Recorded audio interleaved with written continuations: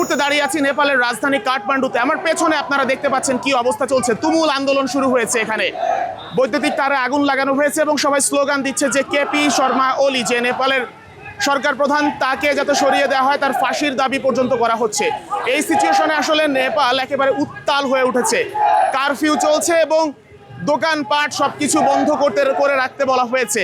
নেপালের বর্তমান সিচুয়েশন আসলে খুবই ভয়ানক এবং এখন পর্যন্ত দোকানপাট বন্ধ, কারফিউ চলছে। শুধুমাত্র ওষুধের দোকান এবং অ্যাম্বুলেন্সগুলো যেতে দেওয়া হচ্ছে, এছাড়া বাকি কোনো কিছু আর চলতে দেওয়া হচ্ছে। আমরা দেখতে পাচ্ছি যে গতকালকে এখানকার সংবাদ মাধ্যমের তথ্য অনুযায়ী 19 জন মারা যাওয়ার খবর পাওয়া যায় এবং এই সিচুয়েশনে তারা আসলে কি বলছে, কি বলতে চাচ্ছে আমরা একটু দেখাতে চাই, একটু ঘুরে ঘুরে দেখাতে চাই যে আসলে সিচুয়েশনটা আসলে কেমন।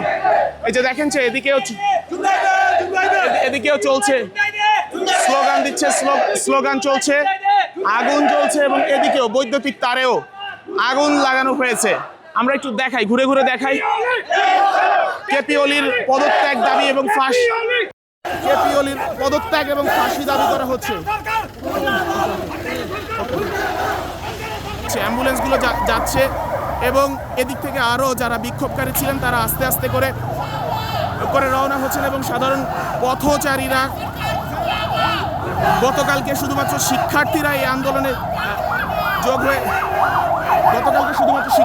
আন্দোলনে যোগ হয়েছিল, কিন্তু আজকে শিক্ষার্থীদের সাথে গার্জিয়ানরাও চলে এসেছে। আজকে হচ্ছে এখানে আন্দোলনের দ্বিতীয় দিনের অবস্থায় খুবই ভয়ানক হয়ে উঠেছে এবং মোড়ে মোড়ে আগুন জ্বলছে। এবং কিছুক্ষণ আগে জানা গেছে যে আমি ছিলাম হোটেল রুমে যে ইলেকট্রিসিটি লাইন সেটাও চলে গেছে। এখন নেপালিদের দাবি একটাই, কেপি শর্মা ওলির পদত্যাগ তারা চায় যে কিলিং হয়েছে অবৈধ, এটার একটা সুরাহা চাচ্ছে এবং তারা যে দুর্নীতি, অপশাসন, করাপশন সহ মানে সরকারি অফিসগুলোতে দুর্নীতি সহ যত ধরনের অনৈতিক কর্মকাণ্ড হয় এবং সাধারণ নেপালিরা যে ভোগান্তির মধ্যে পড়ে সেই ভোগান্তি থেকে তারা মুক্তি চায়।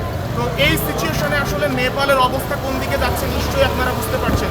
আমাদের দেশের গত বছর অর্থাৎ বাংলাদেশে জুলাই আন্দোলন হয়েছিল, তখনকার আন্দোলন যেভাবে আস্তে আস্তে করে ছোট থেকে বড় হচ্ছিল, এখানেও সেই